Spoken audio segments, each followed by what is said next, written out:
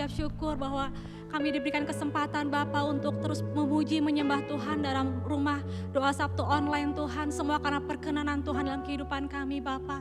Pada kesempatan pagi hari ini Tuhan, kami membawa bangsa kami ke dalam tangan-Mu Tuhan. Kami ingin sama-sama merendahkan diri, mencari wajah Tuhan, berdoa kepadamu Bapa, bahkan berbalik dari jalan-jalan yang jahat. Kami percaya Tuhan, Tuhan yang dari surga akan mendengarkan kami, akan mengampuni semua dosa kami Tuhan dan memulihkan negeri kami Bapa. Di dalam nama Tuhan Yesus. Dan pada saat ini Tuhan kami berdoa Bapa, membawa kehidupan Indonesia dan seluruh aspek kehidupannya Tuhan. Kami berdoa buat aspek ekonomi Bapa, kiranya Tuhan Indonesia diluputkan dari resesi ekonomi global di dalam nama Tuhan Yesus Bapa. Kami berdoa Tuhan, setiap anak-anak-Mu Bapa, anak-anak-Mu yang bekerja, anak-anak-Mu yang berusaha diluputkan dari krisis ekonomi global di dalam nama Tuhan Yesus. Biar dengan kondisi saat ini Bapa, kami bisa meresponinya dan ucapan syukur, kami bisa bermazmur sama Tuhan, kami bisa mengingat kebaikan Tuhan, biar itu sumber kekuatan bagi kami untuk kami selalu mengandalkan Tuhan di dalam setiap aspek kehidupan kami Bapa. Kami juga Tuhan membawa kehidupan kesehatan Bapa, aspek kesehatan di dalam nama-Mu Bapa, di mana Tuhan COVID-19 masih ada di tempat ini, masih ada di Indonesia Tuhan, tapi kami berdoa Tuhan, Tuhan yang bebaskan COVID-19 di dalam nama Tuhan Yesus. Berkati Tuhan orang-orang yang ada di garda terdepan, baik itu dokter, baik itu suster, baik orang-orang yang bekerja Tuhan di rumah sakit, di puskesmas, di tempat-tempat isolasi Bapa. Berikan mereka kekuatan yang daripada Tuhan, berikan mereka damai sejahtera Bapa, biar mereka melakukan pekerjaannya dengan penuh sukacita dan damai sejahtera di dalam nama-Mu. Dan kami juga berdoa Tuhan, berikan kami roh pengertian sebagai umat-umat-Mu Bapa, supaya kami taat akan protokol kesehatan, disiplin akan kehidupan kami Bapa, sehingga kami bisa menjagai diri kami Tuhan, juga menjagai orang-orang di luar kami Tuhan, di dalam nama Tuhan Yesus. Kami juga Tuhan pada saat ini berdoa buat orang-orang yang sedang meneliti vaksin. Tuhan berikan mereka roh takut akan Tuhan, sehingga segala sesuatu yang mereka kerjakan untuk pujian dan kemuliaan nama-Mu Bapa. Dan pada saat ini juga Tuhan kami membawa kehidupan pemimpin kami Bapa. Kami berkati Tuhan presiden kami dan wakil presiden kami. Biarlah Tuhan yang terus berikan urapan kepada hamba-hamba-Mu. Berkati juga Tuhan setiap keputusan-keputusan yang diambil merupakan keputusan yang daripada Tuhan sendiri. Berikan hikmat marifat kepada hamba-Mu Tuhan, supaya bisa membawa Indonesia semakin maju di dalam nama Tuhan Yesus. Dan kami juga berdoa Bapa untuk setiap para menteri Tuhan, untuk setiap gubernur, wali kota. Kami yakin percaya juga Tuhan bahwa setiap orang-orang yang duduk di pemerintahan, baik itu di pusat sampai daerah, semua untuk kemuliaan Tuhan. Berikan keunitian kepada hamba-hamba-Mu, biarlah hamba-hamba-Mu melakukan pekerjaan dengan takut akan Tuhan dan untuk mensejahterakan masyarakat pada umumnya. Terima kasih Bapak, terima kasih. Dan pada saat ini juga Tuhan kami membawa kehidupan pemimpin rohani kami ke dalam tangan Tuhan. Kami memberkati Tuhan pendeta Dr. Rahajo Bapak ke dalam tangan-Mu Tuhan. Kami percaya Tuhan hamba-Mu penuh dengan urapan Tuhan. Terus hamba-Mu bawa semakin naik Bapak, semakin menjadi kepala dan bukan jadi ekor. Kami yakin percaya Tuhan, hamba-Mu boleh terus menangkap apa menjadi isi hati Tuhan pada akhir zaman ini. Dan boleh terus menyampaikan berita kabar baik sampai ke bangsa-bangsa Tuhan. Dan kami juga berdoa Tuhan buat Ketua OTP di Rayon 2 Tuhan Pak Beni Gunawan Tuhan, di dalam nama Tuhan Yesus. Kami percaya Tuhan hamba-Mu boleh dipakai Tuhan semakin luar biasa, semakin menangkap apa yang menjadi visi misi-Mu atas Rayon 2 Tuhan, sehingga Rayon 2 kami percaya ada di hati-Mu, ada di pikiran-Mu Tuhan, dan Rayon 2 boleh semakin dibawa naik dalam perkenanannya Tuhan. Dan kami juga berdoa Tuhan buat setiap wakil-wakil gembala yang ada Tuhan. Kami berdoa buat Pak Joni Lumanto, Ibu dan keluarga besar. Kami berdoa buat Pak Kamarga, Ibu dan keluarga besar. Kami juga berdoa buat Pak Daniel Arif, Ibu dan keluarga besar. Berkati hamba-hamba-Mu boleh terus unity dalam Tuhan, terus membawa kemuliaan Tuhan. Dan kami percaya Tuhan Rayon 2 akan dipakai Tuhan semakin luar biasa. Kami terus minta roh unity yang diantara kami Bapak, umat-umat-Mu boleh terus mengandalkan Tuhan dalam kehidupan kami, sehingga kami tidak mengandalkan diri sendiri. Kami juga patahkan setiap roh perpecahan yang ada Tuhan. Biarlah kami Tuhan di era Pentakosta ketiga ini semakin menjadi berkat bagi orang lain. Terima kasih Bapak, kami membawa setiap pokok doa syafaat ini hanya ke dalam tangan-Mu. Hanya pujian kemuliaan nama-Mu Tuhan, hanya di dalam nama Tuhan Yesus kami telah berdoa dan mengucap syukur. Haleluya. Ku yakin Kau hadir di sini. Ku rasakan kuasa yang tak terbatas. Ku yakin Kau nyata di sini. Kemenangan terjadi.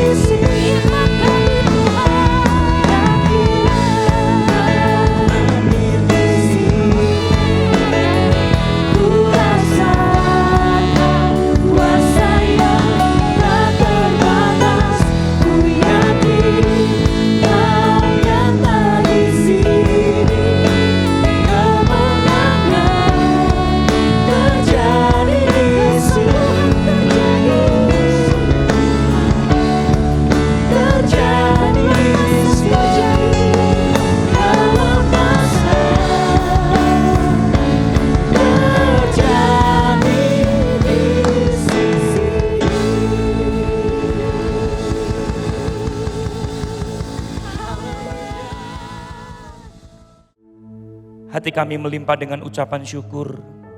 Sebab kami tahu ya Tuhan, di tengah-tengah segala keterbatasan kami, di tengah-tengah segala keadaan yang boleh terjadi hari-hari ini, kami melihat campur tangan Tuhan turut bekerja di dalam segala sesuatu untuk mendatangkan kebaikan.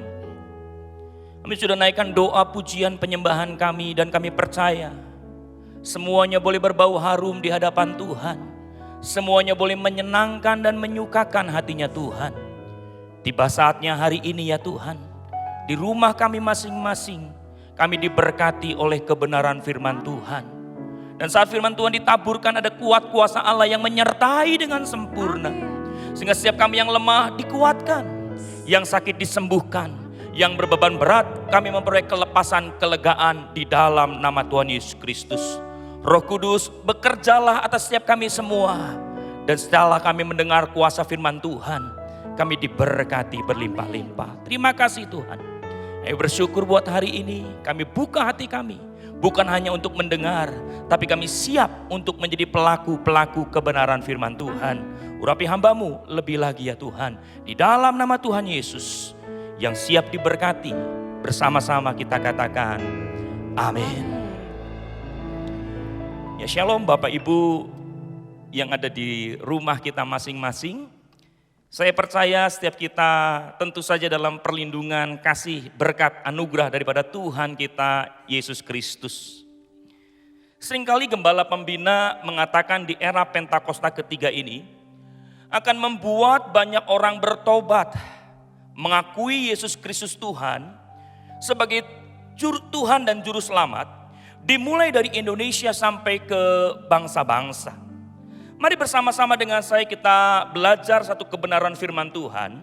Dalam Matius pasal yang ke-11 ayat yang ke-11 bagian A. Matius pasal 11 ayat yang ke-11 bagian A dikatakan, Aku berkata kepadamu, sesungguhnya di antara mereka yang dilahirkan oleh perempuan, tidak pernah tampil seorang yang lebih besar daripada Yohanes Pembaptis. Satu nama yang dipuji bukan oleh manusia. Satu nama yang dipuji oleh Tuhan Yesus sendiri.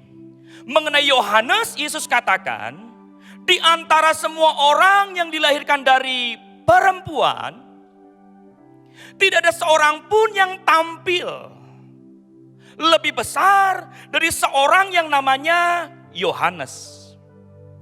Yohanes memiliki arti Allah telah menunjukkan anugerahnya. Tugas Yohanes Pembaptis adalah mempersiapkan jalan bagi Raja Kemuliaan. Pelayanan daripada Yohanes adalah membaptis. Makanya disebut Yohanes Pembaptis. Baptisan yang memisahkan antara orang-orang Yahudi pada umumnya dengan orang-orang Yahudi yang percaya atau menantikan kedatangan Mesias. Itulah pelayanan daripada Yohanes Pembaptis. Nah, yang menarik perhatian saya dan akan kita pelajari bersama-sama pada pagi siang hari ini adalah berita yang selalu Yohanes sampaikan. Dimanapun Yohanes diundang berkhotbah, dimanapun Yohanes pergi melayani, dimanapun dia berada, dia selalu mengusung satu tema, yaitu pertobatan. Yohanes selalu berbicara, bertobatlah, bertobatlah, kerajaan Allah sudah dekat.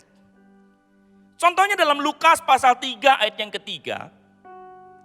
Lukas pasal 3 ayat yang ketiga dikatakan, maka datanglah Yohanes ke seluruh daerah Yordan dan menyerukan, bertobatlah dan berilah dirimu dibaptis, dan Allah akan mengampuni dosamu.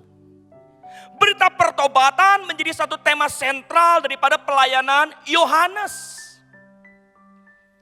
Tentu saja setiap kita meyakini bahwasannya pertobatan tidak ditentukan dengan lamanya menjadi anggota gereja. Hal yang kedua, pertobatan tidak ditentukan dari jabatan-jabatan gerejawi. Hal yang ketiga, Pertobatan tidak ditentukan dari aktivitas pelayanan kita. Lalu apa yang menjadi pertanyaannya adalah ciri daripada atau tanda dari orang yang bertobat.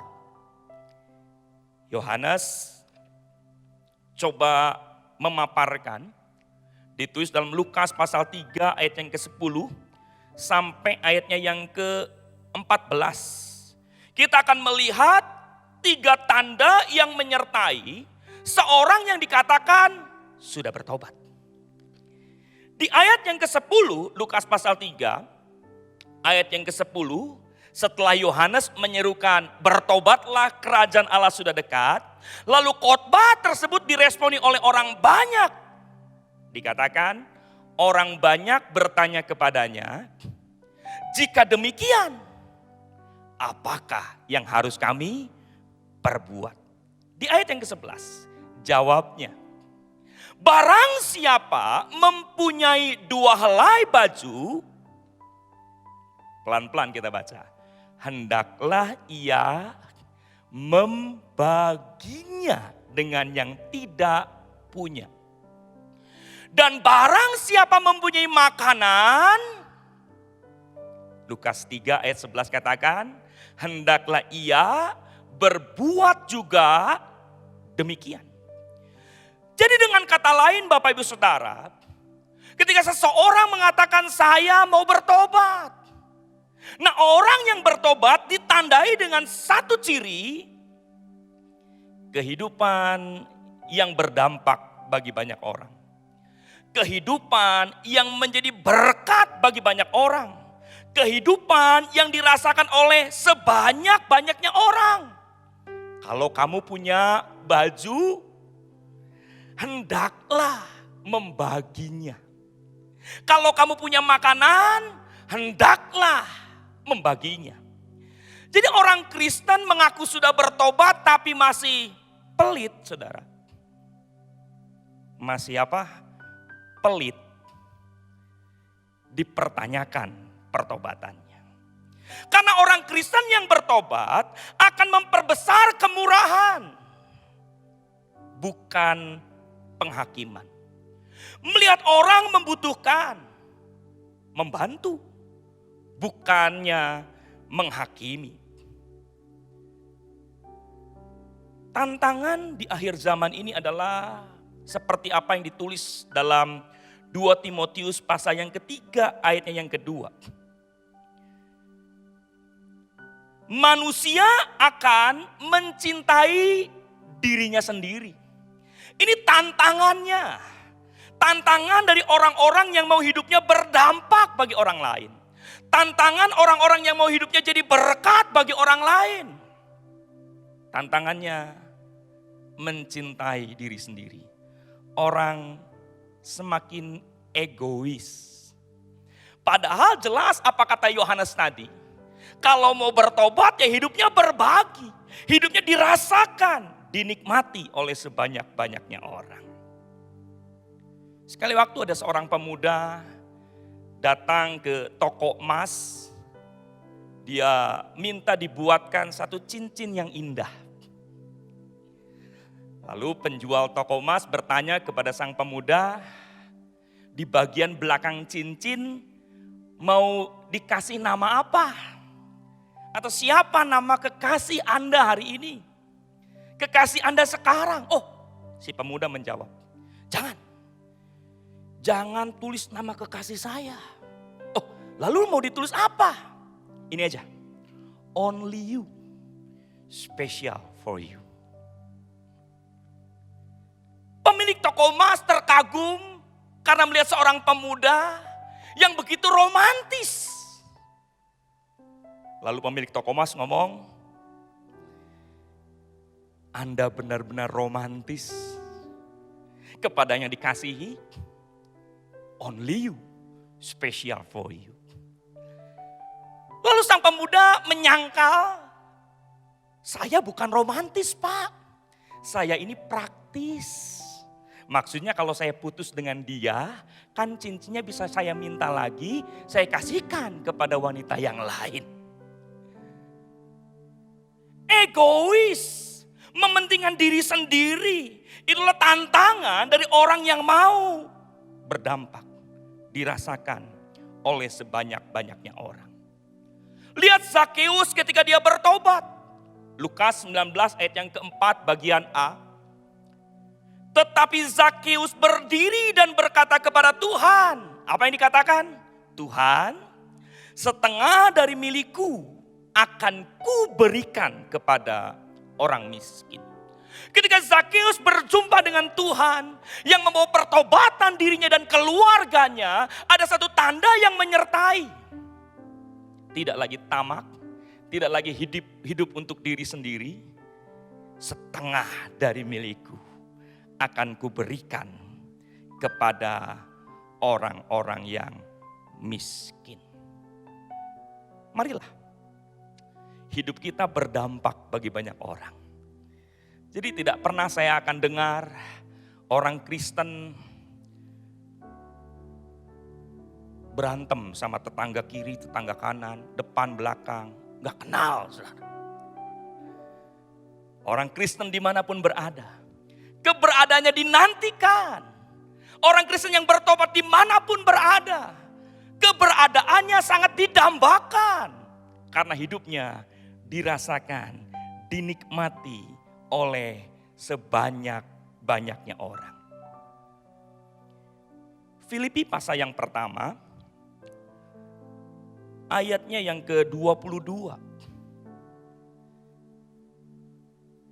Ayat sebelumnya mengatakan karena bagiku hidup adalah Kristus dan mati adalah keuntungan.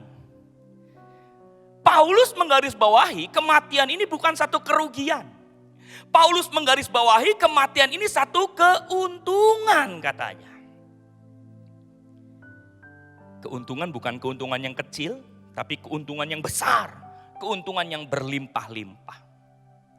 Di ayat yang ke-21 tadi dikatakan hidup adalah Kristus. Itu poin pertama. Mau mati jadi keuntungan, pastikan hidup kita adalah Kristus. Hidup kita percaya kepada Kristus. Hidup kita mengakui bahwa Kristus yang hadir waktu itu adalah Tuhan, Juru Selamat. Dan bagian yang kedua, di ayat yang ke-22 tadi. Tetapi jika aku harus hidup di dunia ini, itu berarti bagiku bekerja memberi buah. Apapun lakon kehidupan yang Tuhan percayakan kepada kita, dirasakan, dinikmati. Sebagai suami, hidupmu dirasakan oleh istri, oleh anak-anakmu. Sebagai pemimpin, sebagai bawahan, apapun lakon kehidupan kita. Hidupmu bukan hanya untuk dirimu, tapi untuk dirasakan oleh sebanyak-banyaknya orang. Itulah tanda pertobatan. Hal yang kedua, saudara, kembali ke dalam Lukas tadi pasal yang ketiga. Ayat yang ke-12, ayat yang ke-13. Setelah orang banyak, ayat yang ke-12, khotbah Yohanes direspon oleh pemungut-pemungut cukai. Ada datang juga pemungut-pemungut cukai untuk dibaptis. Dan mereka bertanya kepadanya, Guru, apakah yang harus kami perbuat?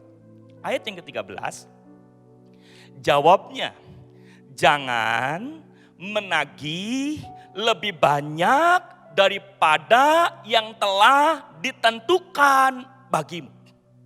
Menagih lebih banyak itu adalah kebiasaan pemungut cukai. Nah, ketika pemungut cukai itu bertobat, ada perubahan. Tadinya kebiasaannya menagih lebih banyak, memeras lebih banyak. Nah, ketika bertobat, jangan menagih lebih banyak. Pemungut-pemungut cukai adalah orang-orang yang dipercaya oleh pemerintahan Romawi untuk memungut cukai, untuk memungut pajak pada orang-orang Israel, orang-orang Yahudi. Ada dua jenis pajak yang ditarik oleh pemungut-pemungut cukai. Yang pertama adalah pajak atas kepala. pajak atas setiap orang. Disebut tributum capitis. Pajak yang dikenakan kepada semua orang yang berusia 12 sampai 65 tahun. Jadi begitu ulang tahun 12 tahun, udah bayar pajak. Lewat 65 tahun, bebas daripada pajak. Nah, pajak yang kedua adalah pajak atas tanah. Tributum soli. Pajak yang ditentukan berdasarkan persentase kesuburan tanah. Semakin subur maka harus memberikan pajak lebih besar kepada pemerintahan Romawi. Tanah subur, tanah kering, tanah tandus, tanah berbatu-batu punya pajak persentasinya beda-beda. Nah, kebiasaan daripada pemungut-pemungut cukai adalah dia tidak peduli. Kalau orang-orang yang ditarik pajaknya itu, saudara, mereka sedang tidak punya uang, nggak peduli. Dia merampas, dia memeras. Bahkan yang sering kali diselewengkan adalah dia menarik pajak lebih banyak. Dikatakan demikian. Pak, saya tanahnya kering. Kak, kamu tanahnya subur. Persentasenya jelas lebih besar. Lalu dia setor kepada pemerintahan Romawi. Oh, tanahnya kering. Begitu, saudara. Sehingga selisih presentasi itu ditimbun oleh pemungut cukai. Mereka kaya raya, sementara seluruh rakyat sangat miskin. Itulah salah satu sebab mengapa pemungut-pemungut cukai menjadi orang-orang yang sangat dibenci oleh penduduk pada saat hari itu. Nah, ketika mereka bertobat, jelas di sini ada satu tanda, ada satu cirinya. Berubah. Pertobatan tanpa perubahan dalam hidup sama dengan omong kosong. Sekali lagi, saudara ya. Pertobatan tanpa perubahan hidup sama dengan apa? Omong kosong. Karena orang yang bertobat jelas hidupnya berubah. Zakeus kembali lagi. Lukas pasal 19 ayat yang keempat. Ketika dia bertobat. Ayat yang keempat dikatakan. Maka berlalilah ia mendahului orang banyak. Lalu memanjat pohon ara untuk melihat Yesus yang akan lewat di situ. Ayat yang kelima. Ketika Yesus sampai ke tempat itu, ia melihat ke atas dan berkata, Zakeus, segeralah turun. Sebab hari ini aku harus menumpang di rumahmu. Ayat yang keenam. Lalu Zakeus segera turun dan menerima Yesus dengan sukacita. Ayat yang ketujuh. Tetapi semua orang yang melihat hal itu bersungut-sungut katanya. Ia menumpang di rumah orang berdosa. Selanjutnya, tetapi Zakeus berdiri dan berkata kepada Tuhan, Tuhan, setengah dari milikku akan kuberikan kepada orang miskin. Dan, perhatikan saudara, sekiranya ada sesuatu yang kuperas dari seseorang, pertanyaannya, apakah ada sesuatu yang diperas dari seseorang? Banyak, saudara. Mungkin semua orang merasakan pemerasan dari Zakeus. Lalu apa kata Zakeus? Aku akan memeras lebih keraskah atau apa? Dikatakan, aku akan mengembalikan 4 kali lipat. Ada perubahan dari seorang yang suka memeras tadinya. Berubah menjadi seorang yang bermurah hati. Fokus kehidupan kekristenan itu bukan hidup diberkati. Fokus kehidupan kekristenan bukan hidup terima mujizat. Fokus kehidupan kekristenan itu adalah diubahkan menjadi seperti Kristus. Berubah. Waktu kita bertobat ada satu perubahan-perubahan dalam kehidupan kita. 1 Yohanes 2 ayat yang ke-6, barang siapa mengatakan bahwa ia ada di dalam dia, ia wajib hidup sama seperti Kristus telah hidup. Nah, masalah perubahan ini tidak bisa instan. Perubahan ini terus menerus. Perubahan ini sedikit demi sedikit. Nah, biasanya Bapak Ibu Saudara, Tuhan pakai 3 hal untuk mengubah kita. Hal yang pertama, kuasa firman Tuhan. 2 Timotius 3 ayat yang ke-16, firman Tuhan itu bermanfaat untuk mengajar, menyatakan kesalahan, memperbaiki kelakuan, mendidik orang dalam kebenaran. Jadi waktu kita mendengar, membaca firman Tuhan, seumpama cermin menyatakan kesalahan kita dan kita memperbaikinya. Hal yang kedua tentu saja keadaan mengubah kita. Allah turut bekerja dalam segala sesuatu, Roma 8:28. Dalam segala sesuatu untuk apa? Mendatangkan kebaikan bagi mereka yang mengasihi Dia. Yaitu bagi mereka yang terpanggil sesuai dengan rencana Allah. Apa itu kebaikan, saudara? Di ayat yang ke-29 ditulis. Roma 8:29, sebab semua orang yang dipilihnya dari semula, mereka ditentukannya dari semula untuk menjadi serupa dengan gambar anaknya.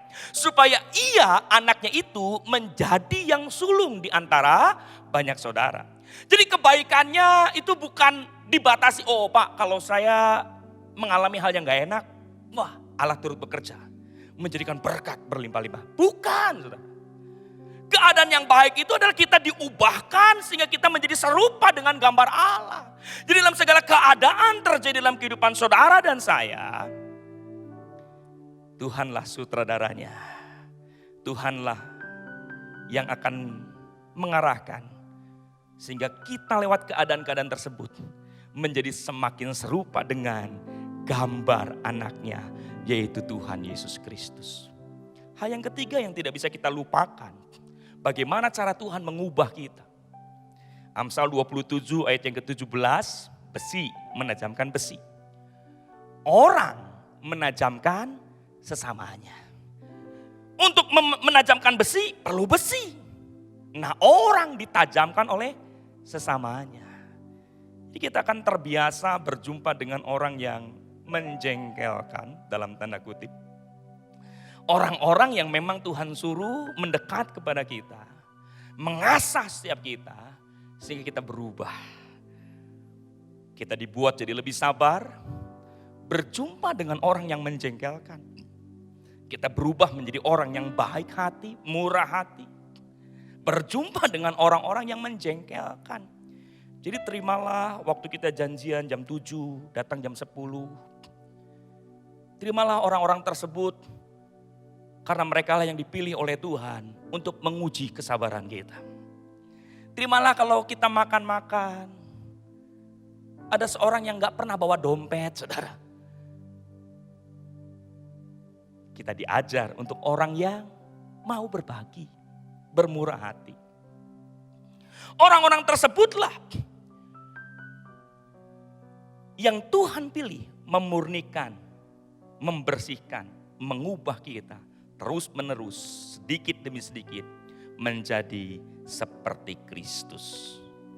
Pertobatan tanpa perubahan hidup sama dengan omong kosong. Hal yang ketiga, bagaimana respon para prajurit? Lukas pasal 3, ayat 14, ayat yang ke-15. Dan prajurit-prajurit bertanya juga kepadanya. Jadi ini khotbah yang luar biasa. Menarik perhatian orang banyak. Menarik perhatian pemungut-pemungut cukai yang berdosa. Menarik perhatian prajurit-prajurit. Prajurit-prajurit itu bertanya kepadanya. Dan kami, apakah yang harus kami perbuat? Jawab Yohanes kepada mereka, jangan merampas dan jangan memeras dan cukupkanlah dirimu dengan gajimu. Garis bawahi kata ini saudara, cukupkanlah dirimu dengan gajimu. Jadi orang-orang yang lebih besar pasak daripada tiang belum bertobat. Orang-orang yang hidupnya gali lubang tutup lubang belum bertobat. Karena orang yang bertobat, jelas Yohanes katakan kepada para prajurit, cukupkan dirimu dengan gajimu. Belajar mencukupkan diri dengan penghasilan kita, dengan pendapatan kita. Sudah menjadi sifat dasar daripada manusia, tidak bisa dipuaskan. Apa yang dimilikinya saat ini ingin tambah lagi, ingin lebih lagi, ingin lebih lagi. Sehingga menjerumuskan orang-orang tersebut kepada satu hutang yang banyak. Yohanes yang mengatakan belum bertobat. Memang Bapak Ibu Saudara, apa yang kita alami COVID-19 membuat banyak hal berubah. Puji Tuhan, saya dipercaya menggembalakan satu jemaat di kota Subang, Saudara. Ketika awal bulan saya melihat data dari pemasukan yang masuk, saya melihat ada pekerja pabrik biasa. Yang waktu itu karena adanya pandemi ini membuat gaji mereka dikurangi 30%. Ini kebijakan perusahaan supaya tidak ada PHK. Jadi jam kerja dikurangi, ya otomatis penghasilan pun dikurangi. Dikurangilah 30%. Tapi saya lihat masih setia mengembalikan apa yang menjadi miliknya Tuhan. Sekali waktu saya berjumpa dengan orang tersebut dan bertanya, cukup Bu? Dia ngomong gini saudara, ini yang menjadi berkat buat saya. Kalau ngomong kurang ya kurang Pak.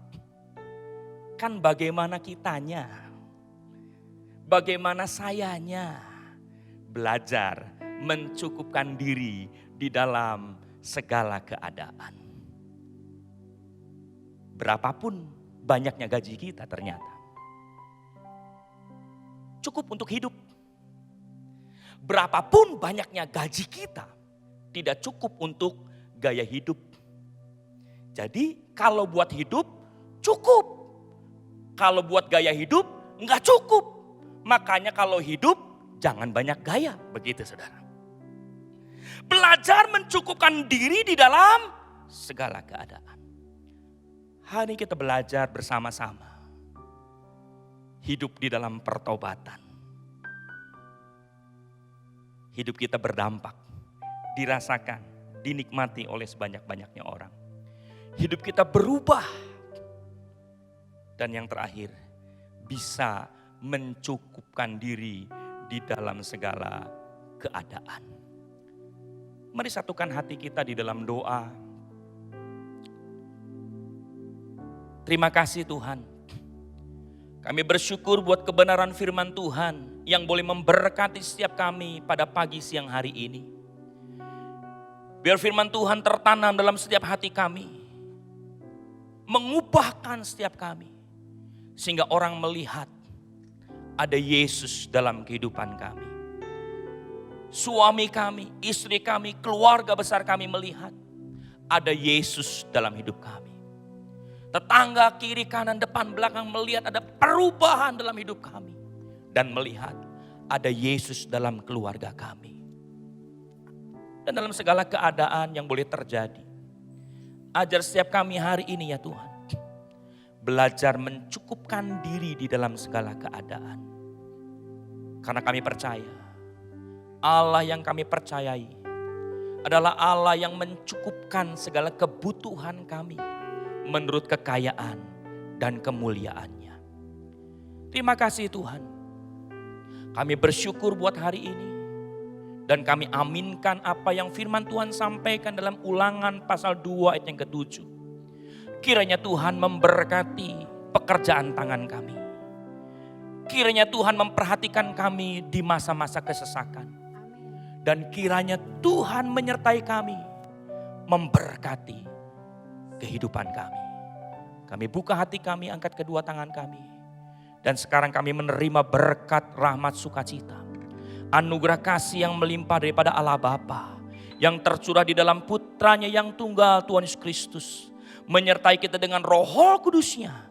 Dari mulai hari ini sampai selama-lamanya. Terpujilah nama Tuhan. Yang menerima berkat bersama-sama kita katakan amin.